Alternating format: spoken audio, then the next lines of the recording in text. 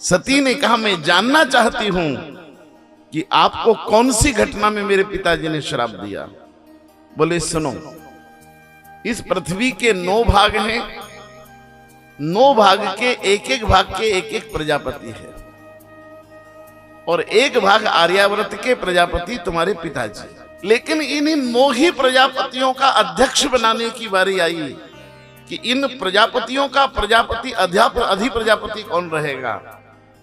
तो सब देवताओं ने मिलकर निर्णय लिया कि महाराज दक्ष को ही अधि प्रजापति बनाया जाए, क्योंकि वे ही सर्वाधिक यज्ञ करते हैं, यज्ञ में उनकी निष्ठा है, और वो इतना यज्ञ कर चुके हैं कि इंद्र के आसन के योग्य हो चुके हैं, इसलिए उनको ही अधि प्रजापति बनाया जाए।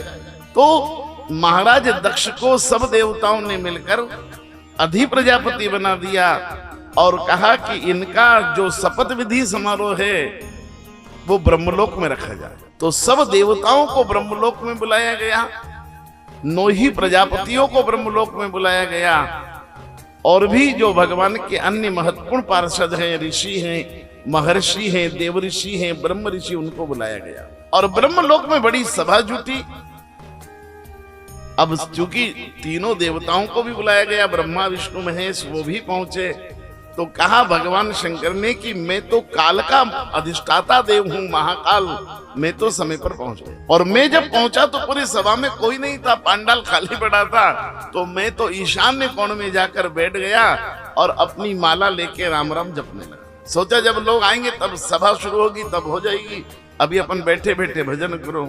और भजन करते करते मुझे समाधि लगी। अब पता नहीं लोग सब कब आ गए, कब भीड़ पूरा पांडाल भर गया, और सबसे आखिरी में तुम्हारे पिताजी महाराज दक्ष प्रजापति पधारे, क्योंकि वो उन दिन के चीफ गेस्ट थे, उन्हीं को शपथ लेना थी।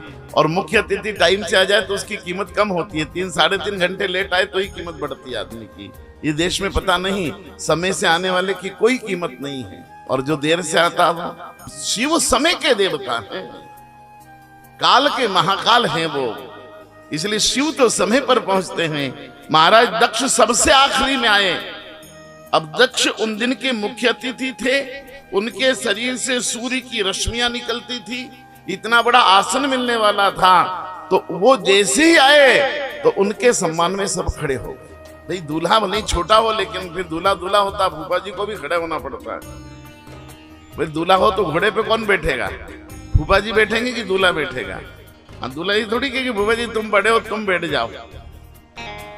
तो दूल्हे राजा तो उन दिन दूल्हा ही रहता है, भाई फूफा जी राजा नहीं रह सकते उन दिन। तो दक्ष आए तो दक्ष के सम्मान में सब खड़े हो गए, और जब सब खड़े हुए पर 2 आदमी खड़े नहीं हुए। एक भगवान शंकर खड़े नहीं हुए और एक ब्रह्मा खड़े नहीं हुए। सब खड़े हुए, ब्रह्मा नहीं खड़े हुए और भगवान शंकर खड़े नहीं हुए। शंकर भगवान ने कहा मैं खड़ा नहीं हो पाया क्योंकि मैं समाधि में था, मुझे ध्यान ही नहीं कब आए वो। सब लोग खड़े हो गए और दक्ष ने देखा कि सब लोग खड़े हैं पर 2 आदमी बैठे हैं, उनमें मैं बैठा दिख गया। तो महाराज दक्ष का सारा क्रोध मेरे पर बरस पड़ा, मेरे पास आकर खंदा झड़क दिया और कहा उठो शिव उठो, मैं आ गया हूं। ये सारे देवता खड़े हैं मेरे सम्मान में और तुमने मेरा अपमान किया है। तुम खड़े नहीं हुए मेरे सम्मान में, मेरे सम्मान में ऋषि खड़े, मुनि खड़े, ब्रह्म ऋषि खड़े, देव ऋषि खड़े, राज ऋषि खड़े हैं, इंद्रादिक देवता हाथ जोड़कर खड़े मेरे सम्मान में, और तुम तो देवताओं की सभा में बैठने योग्य भी नहीं हो। शमशान में रहने वाले, भस्मी लपेटने वाले, सांप को धारण करने वाले, दिगंबर रहने वाले सज्जनों की सभा में बैठने लायक ही नहीं हो तुम। मैंने पता नहीं कौन से समय में अपनी बेटी तुमको ब्याह दी, बेटी की किस्मत भी फोड़ दी मैंने। तुम देवताओं के बराबरी में बैठने के अधिकारी नहीं हो, इसलिए जाओ मैं शापित करता हूं तुम्हें कि आज के बाद यज्ञ के भाग में तुम्हारी हिस्सेदारी नहीं रहेगी। भगवान शंकर ने कहा धन्यवाद, आप यज्ञ में बुलाते थे तो आ जाते थे, आप नहीं बुलाओगे तो घर ही दाल रोटी खाएंगे, क्या दिक्कत है?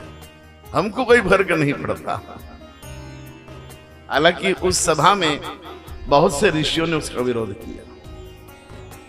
उसकी बड़ी कथा लिंग पुराण इत्यादि में, यहां मैं नहीं कह पाऊंगा वो सब,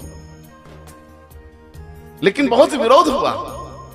और सबसे बड़ा विरोध दधीची ने किया। महर्षि दधीची शंकर के समर्थन में आ गए कि नहीं नहीं, कौन होता है भगवान शिव को यज्ञ से वंचित करने वाला? यज्ञ ही शिव है, शिव ही यज्ञ है, शिव के बगैर यज्ञ नहीं हो सकता। मैं दधीची विरोध करता हूं। भगवान शंकर ने दधीची को समझाया कि नहीं, यहां उलझना नहीं, हाथ जोड़ता हूं, आप मेरे लिए आप झगड़ा मत करो, खत्म बात। और कहते हैं मैं सभा का परित्याग करके चला आया, सभा विसर्जित हुई, मैं आ गया।